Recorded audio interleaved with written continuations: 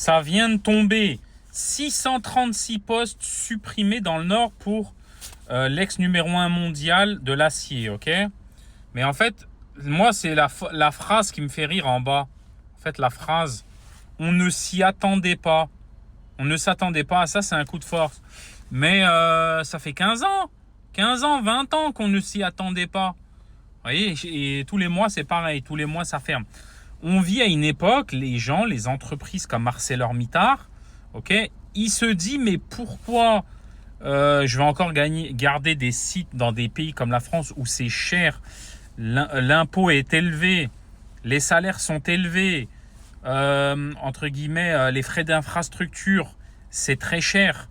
Pourquoi ils vont garder ça? On vit à une époque où vous pouvez délocaliser des entreprises n'importe où dans le monde.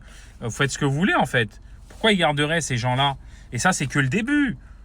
En fait, ça ne va jamais s'arrêter. Ça va continuer. Là, il commence par 636 postes. Vous allez voir, ça va aller crescendo jusqu'à ne garder uniquement que les postes les plus indispensables. Tout ce qui peut être remplacé sera remplacé. Tout ce qui peut être sous-traité sera sous-traité. Tout ce qui peut être économisé sera économisé. En gros, c'est ça, une logique d'entreprise. C'est-à-dire que tout ce qu'ils peuvent éviter de payer, ils évitent de le payer. D'accord? Pourquoi ils resteraient en France alors qu'ils pourraient peut-être aller en Allemagne ou Luxembourg? J'en sais rien. Je ne connais pas le marché de l'acier. Mais en gros, s'ils peuvent aller sur des sites moins chers, ils ne vont pas hésiter à le faire. Vous voyez ce que je veux dire? Donc moi, je vous dis, reprenez-vous en main. Arrêtez de croire que les grandes entreprises, c'est votre papa, c'est votre maman.